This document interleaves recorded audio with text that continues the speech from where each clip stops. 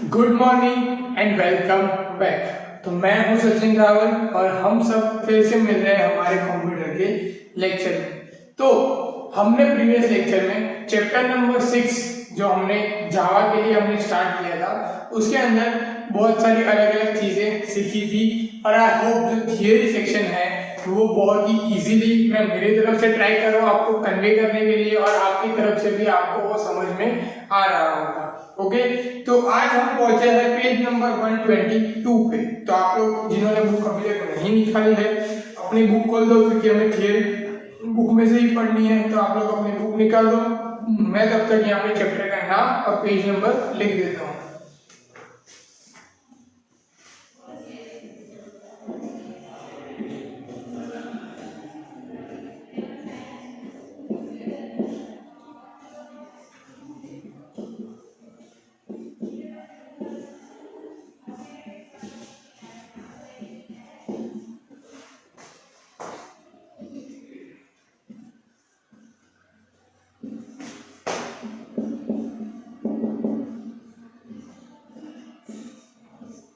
हम सब पहुंचे हैं पेज नंबर 122 पे। एक बार फिर से हम लोग रिवाइज कर लेते हैं हमने जो पढ़ा है अब तक। हमने क्या क्या चीजें पढ़ी है। जावा के अंदर सबसे इंपॉर्टेंट है ऑब्जेक्ट, जिसकी वजह से सारी चीजें अवेलेबल है।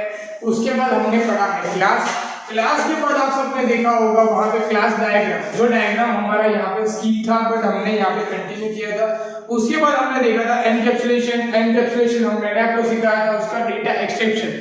डेटा एक्सट्रैक्शन और एनकैप्सुलेशन के बीच में जो रिलेशन है, मतलब कि दोनों में से क्या डिफरेंट है, वो आपको सिखाया था। उसके बाद मैसेजिंग हमने देखे थे कि मैसेज पास, मतलब जो हम मैसेज पास कर रहे हैं और ये वाला जवाब का मैसेजिंग कौन सा है, ऑब्जेक्ट थ्रू वो सब कॉल करवा रहे हैं। ऑब्जेक्ट के थ्रू अगर वो कॉल करवाते हैं उसे मैसेज पासिंग कहते हैं। फिर हमने देखा था बड़ा सा टॉपिक जो था पॉलीमॉर्फिज्म, जिसके अंदर function overloading, method overloading, object overloading, okay, ये सब चीजें हमने देखी थी। फंक्शन ओवरलोडिंग हमने देखा था, ऑपरेटर ओवरलोडिंग हमने देखा था। सारे नाम सिमिलर है। हमने यहाँ पे दो एग्जांपल देखे, एक था मेथड ओवरलोडिंग, एक था ऑपरेटर ओवरलोडिंग।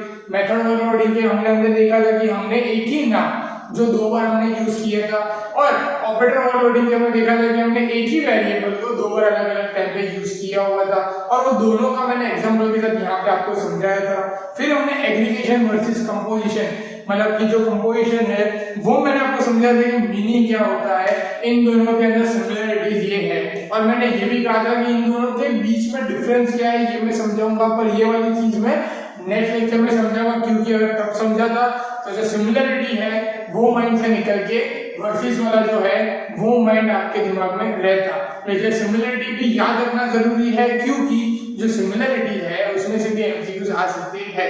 ऐसा भी हो सकता है कि आपको वहां पे एग्रीगेशन और कंपोजिशन की सिमिलरिटी है उसमें से आपको स्टक करके कोई क्वेश्चन आए तो आप वहां पे कंफ्यूज हो जाओगे। ओके, तो अब हम आगे बढ़ते हैं यहाँ पे उन दोनों के बीच में, मतलब वर्सेस एग्रीगेशन वर्सेस कंपोजिशन के बीच में ये भी क्या होता है। सबसे पहले ये दोनों के बीच में जो हमने सीखा था, मतलब कि ये दोनों के बीच में जो हमने सीखा था वो क्या है कि कंटेनमेंट जो है वो क्लास कौन से बनते हैं। कंटेनमेंट क्लास बनने के बाद, कंटेनमेंट क्लास हो जाने के बाद हमें उसमें से जो सिमिलर मतलब जो चीजें हैं वो कौन सी होती है एग्रीगेशन और कंपोजिशन में। जैसे कि सपोज हमने लास्ट वाला एग्जांपल लिया था वही कंटिन्यू करेंगे जो बुक में दिया है। एक एग्जांपल है कंप्यूटर वाला जिसमें मैंने कहा था कि मदरबोर्ड और स्क्रीन। एक एग्जांपल जो पर्सन वाला है जो बुक में दिया है वही मैंने यहाँ पे दिखाया था। तो मैं वापस से क्या कर रहा हूँ, वही चीज यहाँ पे लिख रहा हूँ कि भाई सपोज यहाँ पे P1 पर्सन है, ओके, यहाँ पे P1 है पर्सन जिसमें यहाँ पे नेम है, यहाँ पे एड्रेस है, यहाँ पे उसका कॉन्टेक्ट नंबर है। अब ये जो P2 पर्सन है इसके अंदर भी वापस से वही चीज है कि नेम है, एड्रेस है और कॉन्टेक्ट नंबर है। अब ये दोनों पूरे अलग अलग क्लास है, राइट। अब ये जो है ये पूरे अलग क्लास है, मतलब ये पर्सन के अंदर ही है दोनों चीजें, और पर्सन के अंदर भी इनका डायग्राम बना हुआ है, ओके। एक यहाँ पे जाएगा एक यहाँ पे जाएगा, ये वाला जो हमारा क्लास डायग्राम तक की चीज है, ओके, ये हमें पता है, ओके। मैं बुक की सारी चीज नहीं ले रहा हूँ ताकि आपको समझ में ना, ऐसा नहीं कर रहा हूँ, आपको अंडरस्टैंडिंग को वो चीज बता रहा हूँ। पर्सन के अंदर P1 P2 है, नेम आ गया, एड्रेस है, कॉन्टैक्ट नंबर आ गया, सब आ गया। अब हमने क्या किया बारफेट करके नेम के लिए भी अलग से उसका क्लास बन सकता है, बिकॉज नेम में भी क्या है हमारे पास सामने कि नेम, तो फर्स्ट नेम फिर लास्ट नेम और मिडिल नेम। और एड्रेस में भी हमने चेंज किया था कि एड्रेस में भी ऐसा हो सकता है कि address line 1, address line 2, address line 3, city, area, pin code. Okay, ये हमने देखा था कि भाई एड्रेस के अंदर भी ये सारी चीजें अवेलेबल हो सकती हैं और नेम के अंदर भी ये सारी चीजें अवेलेबल हो सकती है। तो ये दोनों क्या हो गए, अपने अपने कंपोजिशन बन गए कि भाई ये पर्सन नाम के क्लास के अंदर नेम और एड्रेस है, बट नेम का भी खुद का एक क्लास हो सकता है, सब क्लास हो सकता है, जिसके अंदर उसने अपना अपना स्टोर किया है। नेम में first name, middle name, last name, address के अंदर एड्रेस लाइन 1 2 3, फिर सिटी, एरिया, कॉन्टैक्ट, मतलब पिन कोड, ये वगैरह वगैरह। तो ये सब चीजें हो सकती है। अब ये जो चीजें हैं दोनों अलग अलग बाइफरकेट किए। अब जो ये दो बाइफरकेट हुई है, ये दोनों जो कंपोजिशन बने, यही होता है हमारा एग्रीगेशन एंड कंपोजिशन। पर अब ये हमें जो सीखना है कि भाई एड्रेस है और ये नेम एग्रीगेशन कंपोजिशन तो हो गया, पर इसमें से एग्रीगेशन वर्सेस कंपोजिशन अगर हम करें तो ये कहां पे आएगा, कंपोजिशन कहां पे आएगा और एग्रीगेशन कहां पे आएगा, ये हमें सीखना सबसे ज्यादा जरूरी है। तो अब एग्रीगेशन सबसे पहले हम लेते हैं कि एग्रीगेशन क्या होता है। अब एग्रीगेशन का मतलब तो आप सबको पहले से ही पता है कि जो एक मेन क्लास में से जो सब क्लास निकले वो एग्रीगेशन होता है। कंपोजिशन भी वही होता है, पर एग्रीगेशन में एक चीज यूनिक होती है, एग्रीगेशन कभी भी डिलीट होता नहीं है। मतलब मैं आपको एकदम सिंपल भाषा में समझा रहा हूँ जो आपको अच्छे से दिमाग में वो चीज घुस जाए। क्योंकि एग्रीगेशन जो है वो कभी डिलीट नहीं होता है। फॉर एन एग्जांपल मान लेते हैं कि ये वाला जो एड्रेस है ये P2 का है। किसका है?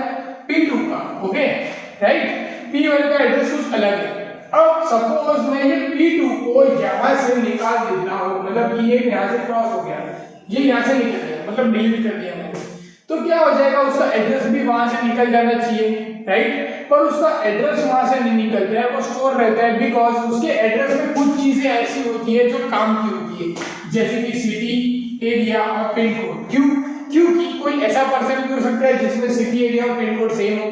अब जब ऐसा भी हो सकता है मेरे पास 100 लोगों की एंट्री है, मैंने एक जन की एंट्री डिलीट कर दी, वो अहमदाबाद में नरोडा में रहता है, निकोल में रहता है, राइट। तो अब वो अहमदाबाद में निकोल में रहता है, तो ऐसे हो सकता है ना कि 100 में से कोई एक जन और अहमदाबाद और निकोल में भी रहता हो, तो यही same city address pin code में उसको असाइन कर सकूं, तो ये डिलीट होता नहीं है। क्यों? बिकॉज ये किसी और को भी असाइन हो सकता है। तो एड्रेस किसी और को भी जा सकता है, एड्रेस किसी और में भी शेयर हो सकता है। ऐसा भी हो सकता है कि मेरे पास यहाँ पे P1, P2, P3, P4 और P5 5 एंट्री है, और 5 एंट्री में से 2 लोगों की एंट्री में एड्रेस की जो चीजें है वो सेम है। अगर एक को डिलीट करो तो दूसरे को वो चीज वहां से निकल के चली जाए, मेमोरी खाली हो जाए और ये चीज डिलीट ना हो। तो जो चीज डिलीट नहीं हो सकती है एग्रीगेशन में, उसको क्या कहते हैं हम लोग? एग्रीगेशन। मतलब कि एग्रीगेशन और कंपोजिशन जब बनता है, क्लास के अंदर सब क्लास बनता है, उसमें कोई क्लास ऐसा होता है जो डिलीट नहीं होता है। हाँ, सपोज हमने सारी एंट्री डिलीट कर दी, तब तो डिलीट होना ही होना है, पर मैंने कोई पर्टिकुलर एक एंट्री डिलीट की, तब ये एग्रीगेशन के अंदर ये वाली चीज डिलीट नहीं होगी, और जो चीज डिलीट नहीं होती है, जो चीज रहती है, उसका यूज होगा, हम उसको रीयूज कर सकते हैं कहीं पे और, तो उसको कहते हैं हम एग्रीगेशन। क्या कहते हैं उसको? एग्रीगेशन। ओके, तो ये वाली जो चीज हुई, ये वाली चीज हमारे लिए क्या हुई? एग्रीगेशन। हमारे लिए ये वाली चीज क्या हुई? एग्रीगेशन।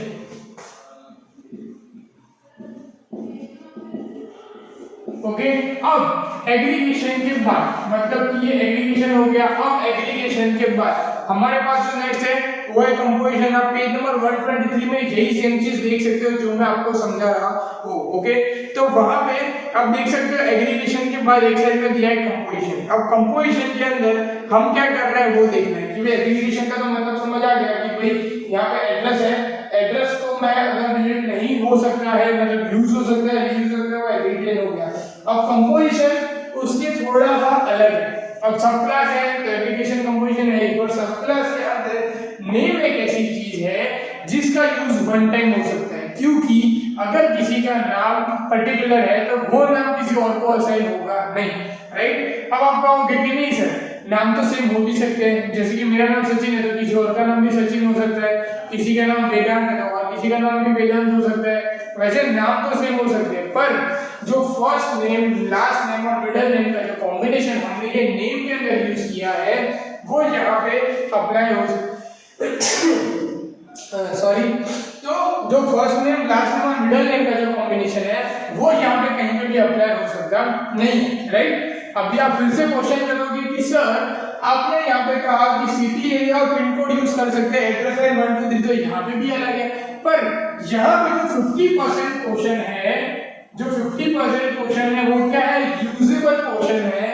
और यहाँ पे सिर्फ कॉमन मोस्ट ऑफ क्या निकल सकता है, यहाँ पे अगर आप सपोज फर्स्ट नेम में अगर सरनेम कंसीडर करो या लास्ट नेम में अगर आप सरनेम कंसीडर करो तो ये लास्ट नेम मतलब कि 33% क्वेश्चन ही सेम निकल सकता है, बिकॉज जो हमारी सरनेम है वो मोस्ट प्रोबेबली सबकी कॉमन निकल सकती है कि पटेल है या शाह है या ऐसी कोई जो सरनेम है जो मोस्ट ऑफ कॉमन निकल सकती है।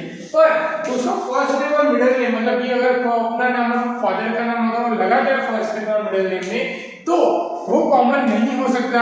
सपोज किसी का फर्स्ट नेम कॉमन हो गया, लास्ट नेम कॉमन हो गया, पर मिडिल नेम 100% डिफरेंट होने वाला है, तो ये जो मिडिल नेम है इसको यहाँ से निकालना पॉसिबल होगा नहीं। और दूसरी चीज अगर इसको नहीं निकालेंगे तो यहाँ पे ये पड़ा रहेगा जिसका कोई यूज होने वाला नहीं है और वो वहाँ पे गार्बेज वैल्यू की तरह जगह रुकेगा, इसकी जगह जरूरत हमें नहीं है। तो ऐसी चीजें जो यूनिक हो, जिसका यूज दोबारा नहीं हो सकता है, जिसका यूज हम कहीं और नहीं कर सकते हैं, कि भाई मेरे पास 5 नाम है, 5 नाम में से मेरे पास 3 नाम ऐसे जिनकी सरनेम पटेल है, पर अगर मैं किसी एक को डिलीट करता हूँ तो उसकी पटेल जो सरनेम है उसकी वैल्यू में और कहीं असाइन नहीं कर सकता, बिकॉज उस चीज में उसका नाम और उसका लास्ट नाम जो है मतलब कि जो फादर का नाम है और वो जो मिडिल नेम और जो डाल रहा है वो वहां पे अलग हो जाएगा और हम यहाँ पे नेम सिर्फ डाल रहे हैं तो उसकी हमें जरूरत नहीं पड़ सकती है।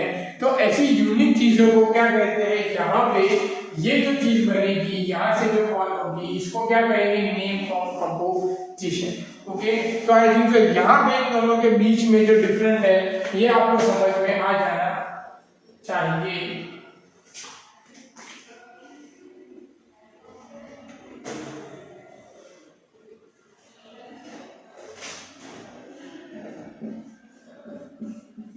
ओके, तो यहाँ पे वो जो नाम है यहाँ पे आपको फिगर आउट भी दिख रहा होगा, पेज नंबर 127 और 123 पे चले जाओ, वहाँ पे आपको एग्रीगेशन वर्सेस कंपोजिशन का वो फिगर भी दिख रहा होगा।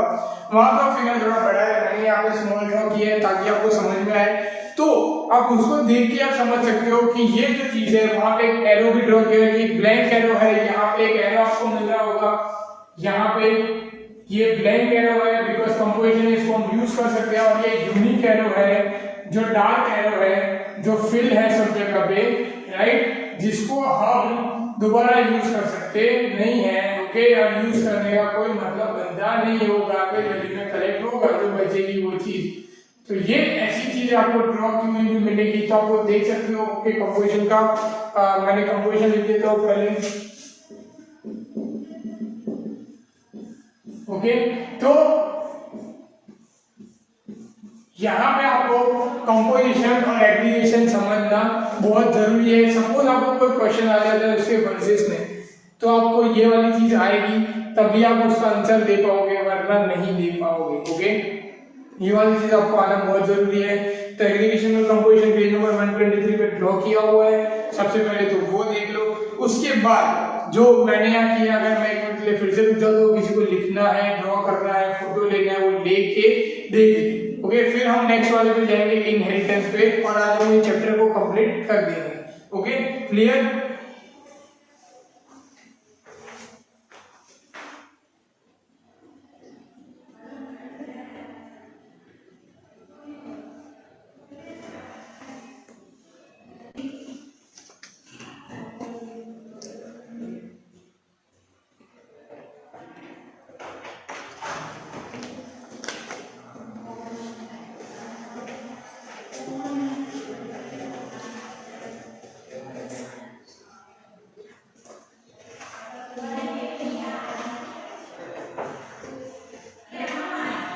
ओके, तो अब हम लास्ट वाले टॉपिक पे चले जाते हैं, वो है इनहेरिटेंस। ओके, हमने एग्रीगेशन एंड कंपोजिशन देखा है यहाँ पे। अब हम चले जाते हैं लास्ट वाले टॉपिक पे, ये चैप्टर के इनहेरिटेंस पे। अब हम इनहेरिटेंस को देखते हैं, वही पेज पे है, पेज नंबर 123 पे।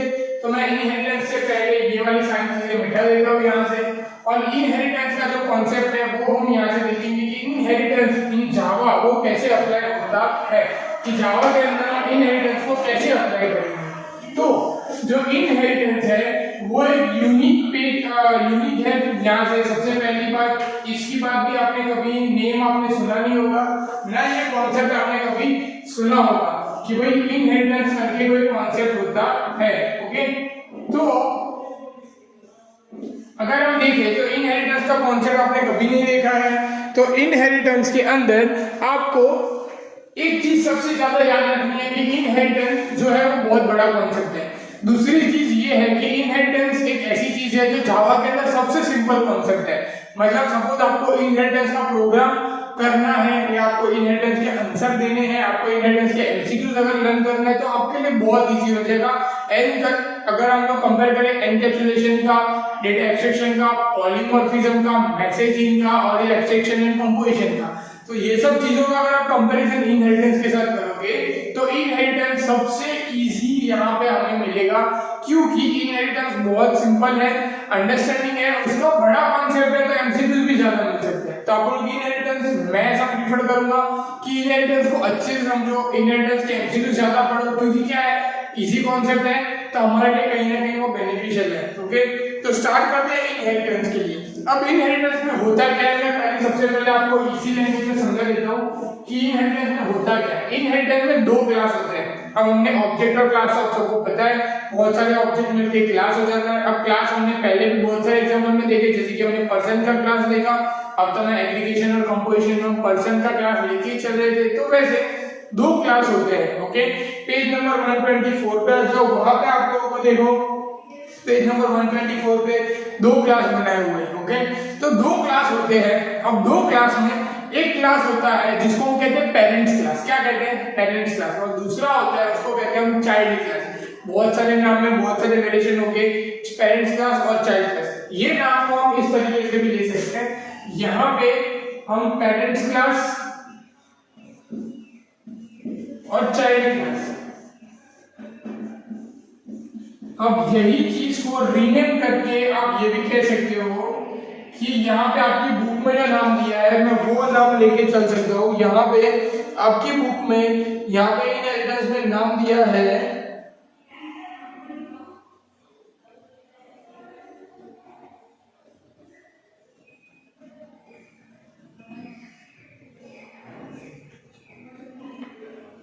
ओके, यहाँ पे नाम दिया सब क्लास एंड डिराइव्ड क्लास। तो यहाँ पे उसको आप सब क्लास और डिराइव्ड क्लास भी कह सकते हो। ओके, सब क्लास भी है, डिराइव्ड क्लास भी। यहाँ पे डिराइव्ड क्लास दिया है कि नहीं है एक बार कंफर्म। हाँ, पेज नंबर 123 पे आप लोग 124 पे थर्ड लाइन देखो, वहाँ पे डिराइव्ड क्लास ही दिया हुआ है।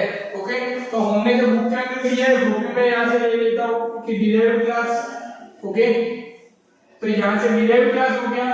अब पेरेंट्स क्लास और चाइल्ड क्लास, इन दोनों का मतलब क्या है? अब देखो, सबसे पहले तो क्लास का कॉन्सेप्ट समझ लो, इसको बहुत ही अच्छे से लाइट वेट में समझ लो।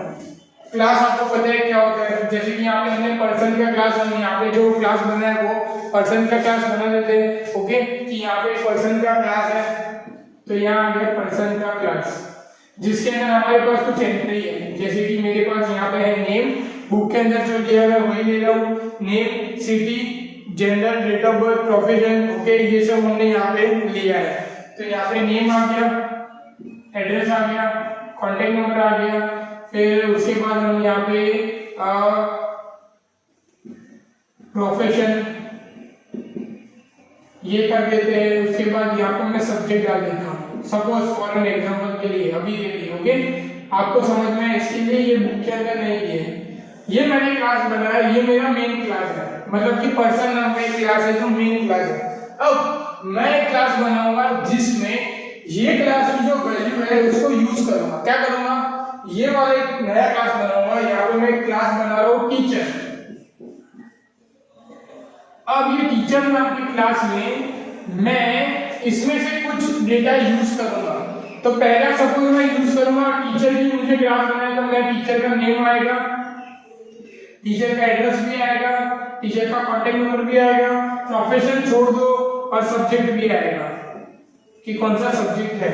तो ये और ये चारों चीज हमने कहाँ डाली, यहाँ से यहाँ टीचर के अंदर डाली। ओके, तो ये भी एक क्लास है, ये भी एक क्लास है, और ये क्लास में से ये क्लास में डेटा क्या हो रहा है, ट्रांसफर हो रहा है, मतलब ये क्लास के ऑब्जेक्ट को ये यूज कर रहे हैं। ओके, तो ये हो गया पेरेंट्स क्लास, ये हो गया चाइल्ड क्लास, इनहेरिटेंस जनरेट हो गया।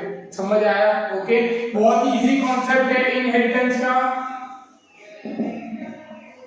इनहेरिटेंस का कॉन्सेप्ट बहुत ही इजी है, सिर्फ आपको यही देखना है कि पेरेंट्स क्लास कौन सा है और चाइल्ड क्लास कौन सा है। ये भी याद रखना है कि पेरेंट्स क्लास के जो भी ऑब्जेक्ट होंगे, जितने भी ऑब्जेक्ट होंगे, वो चाइल्ड क्लास अगर यूज करेगा तभी ही इनहेरिटेंस जनरेट होगा। सपोज अगर मैं यहाँ पे इसमें से एक भी यूज नहीं करूंगा तो इनहेरिटेंस जनरेट होगा नहीं। तो इनहेरिटेंस कभी जनरेट होगा जब हम इसमें से कुछ ना कुछ यूज करेंगे, तभी जाके वो इनहेरिटेंस जनरेट होगा। इनहेरिटेंस में जहां से यूज हो रहा है डेटा उसको कहते हैं पेरेंट्स क्लास, जहां यूज कर रहे हैं डेटा उसको कहते हैं चाइल्ड क्लास। ओके, बुक के हिसाब से इसको कहते हैं सब क्लास, और बेस क्लास इसको कहते हैं डिराइव्ड क्लास। ओके, इसको सब क्लास के साथ आप बेस क्लास भी कह सकते हो, बेस क्लास भी इसका नाम है। जो पेरेंट्स क्लास, बेस क्लास, सब क्लास, ये सब मेन क्लास के नाम है। जो नीचे हम लोग जिसके अंदर यूज करेंगे उसको डिराइव्ड क्लास कहेंगे। ओके, तो यहाँ पे ये डिराइव्ड क्लास है, ये चाइल्ड क्लास है हमारा।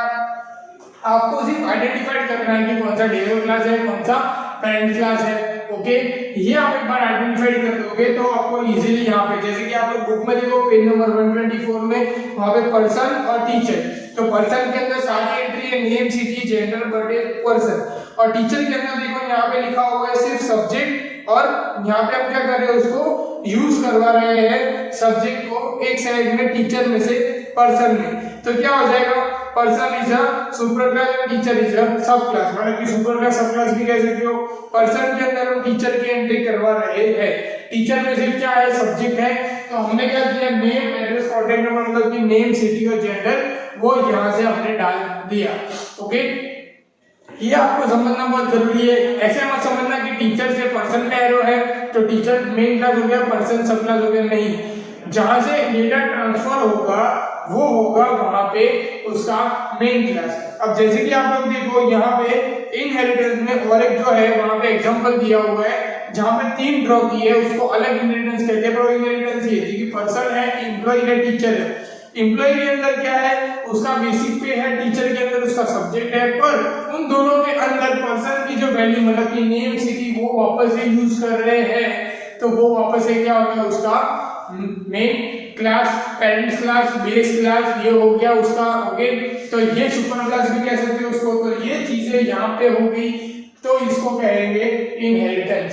ओके, अब ये इनहेरिटेंस का जो फंक्शन है ये बहुत इजी है, जो वापस मैं दोबारा आपको रिपीट कर रहा हूँ। क्यों? क्योंकि इसके अंदर क्या कर रहे हैं, एक क्लास में से दूसरे क्लास में सिर्फ और सिर्फ डेटा ही यूज कर रहे हैं। जिस क्लास में से डेटा यूज होता है उसको कहते हैं पेरेंट्स क्लास, जिस क्लास में डेटा जाता है उसको कहते हैं चाइल्ड क्लास, बेस क्लास। तो ये होता है inheritance in Java. Inheritance in जावा उसके अंदर अलग अलग टाइप है, जो हमने देखा वो है सिंगल इनहेरिटेंस, उसके बाद आते हैं multi level inheritance, multiple inheritance, hierarchical inheritance और हाइब्रिड इनहेरिटेंस। इसमें हमें सिर्फ 4 ही सीखने हैं। ओके, जो हायरार्किकल है वो हमें सीखना नहीं है, हमें सीखना है single inheritance, multiple inheritance, multi level inheritance और हाइब्रिड इनहेरिटेंस। तो अब इसके पहले, मतलब ये हम सीखने से पहले हम क्या करेंगे, यहाँ पे मल्टी लेवल का एग्जांपल दिया हुआ है। मल्टी लेवल मतलब कि एक क्लास, फिर दूसरा क्लास और तीसरा क्लास, मतलब कि यहाँ पे अगर हम देखें तो कुछ इस तरीके से है कि ये है ए है, ये बेस क्लास है, और बी है, ये उसका चाइल्ड क्लास है। तो यहाँ से ये अभी हमें जो सीखना है वो ऐसा है कि ए है, उसके अंदर बी, मतलब कि बी और सी दोनों उसके अंदर यूज हो रहे हैं। तो ये हो गया मल्टी लेवल इनहेरिटेंस। ओके, अभी मल्टी लेवल इनहेरिटेंस यहाँ पे कैसे हो रहा है कि जो पर्सन नाम का क्लास है वो मेन है, और एम्प्लॉय और टीचर नाम का जो क्लास है वो उसके सब क्लास है, उसके अंदर उसकी जो डेटा की एंट्री है, नेम, एड्रेस, कॉन्टैक्ट नंबर वगैरह वगैरह, वो यूज कर रहे हैं। ओके, तो आई थिंक सो ये वाला जो कॉन्सेप्ट है मैं यहाँ तक क्लियर हूँ। ओके, तो ये कॉन्सेप्ट के बाद हमारा यहाँ पे टॉपिक खत्म हो रहा है, इसी के साथ हमारा चैप्टर खत्म हो रहा है। और ये चैप्टर के साथ साथ आप लोगों को मतलब कि ये जो चैप्टर थे उसके एमसीक्यूज लर्न करने हैं, इसमें से एक ही जो टॉपिक है वो स्किप है for the government rules. Okay, बाकी के सारे टॉपिक यहाँ पे इंक्लूडेड है, ये सारे टॉपिक आपको पढ़ने ही पढ़ने हैं। इनहेरिटेंस और कंपोजिशन के बीच में जो यहाँ पे एग्जांपल जो रिलेशनशिप मतलब कि वर्सेस वाला दिया है पेज नंबर 124 में लास्ट वाला पॉइंट, वो आई थिंक सो क्लियर है। इनहेरिटेंस में क्या है, मेन पूरा कॉन्सेप्ट ही अलग है, इसमें टाइम्स क्लास है, चाइल्ड क्लास है। कंपोजिशन में वैसी चीज नहीं है। कंपोजिशन में क्या होता है कि एक क्लास है उसमें से दूसरा क्लास बनता है जो उसके यूज का है कि नहीं वो देखता है। और इनहेरिटेंस में कैसा है कि इसके अंदर के कुछ डेटा वो कुछ यूज करेगा, ओके, तब जाके इनहेरिटेंस बनेगा, वरना इनहेरिटेंस बनेगा ही नहीं। और कौन कौन यूज कर रहा है उसके ऊपर से बनेगा कि इनहेरिटेंस के कौन सा प्रकार। अगर एक ही क्लास यूज कर रहा है तो सब सिंगल इनहेरिटेंस, दो तीन क्लास यूज कर रहे हैं तो मल्टी लेवल इनहेरिटेंस। ओके, तो ये हम तब डिसाइड होता है।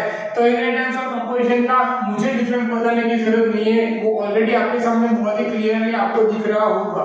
ओके, तो ये जो कॉन्सेप्ट है लिखना है तो लिख दो, उसके बाद मैं ये लेक्चर यहाँ पे स्टॉप कर देता हूँ। ओके, और हम बाद में कैसे आगे बढ़ेंगे वो मैं आपको बता दूँ।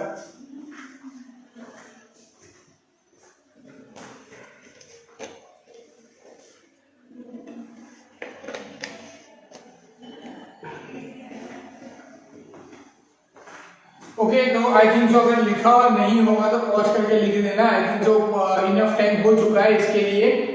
हम आगे बढ़ेंगे जावा बेसिक में, चैप्टर नंबर 7 में। चैप्टर नंबर 7 स्टार्ट करने से पहले मैं आप सबको एक बार फिर से बता देता हूँ, ये जो चीजें हैं 110% आपको पढ़नी पड़ेगी, प्रैक्टिस करनी पड़ेगी। बहुत ही कॉमन चीजें हैं और यही चीजों में से आगे के चैप्टर में सारी चीज आने वाली है। ऑब्जेक्ट भी आएगा, क्लास भी आएगा, एनकैप्सुलेशन भी आएगा, एक्सट्रैक्शन भी आएगा, कंपोजिशन भी आएगा, एग्रीगेशन भी आएगा, पॉलीमॉर्फिज्म भी आएगा, मैसेजिंग भी आएगा और इनहेरिटेंस भी आएगा। मुझे पता है बहुत सारे कॉन्सेप्ट हैं, थोड़ा बहुत डिफिकल्टी आपको आएगी, पर आप प्रैक्टिस करोगे तो 100% आपको चीजें आ जाएगी। जो इजी कॉन्सेप्ट है मैंने आपको बता दिया, तो उसके अंदर आप प्रैक्टिस ज्यादा करना और उसकी प्रैक्टिस के साथ साथ आप उसके एमसीक्यू ज्यादा लर्न करना। ओके, प्रैक्टिकल अगर आप सपोज नहीं भी कर रहे हो अभी तो चलेगा जावा के, पर आपको एमसीक्यू तो लर्न करना ही करना है, बिकॉज आपको एग्जाम देने बोर्ड में जाना है। तो आपको एमसीक्यूज 110% कुछ भी करके श्योर उसके एमसीक्यूज लर्न करने ही करने हैं। ओके, तो मैं यहाँ पे लेक्चर खत्म करता हूँ। अगर ये सारे कॉन्सेप्ट में से कहीं पे आप स्टक हो जाते हो, कंफ्यूज हो जाते हो, तो आप मुझसे पूछ सकते हो। Good bye.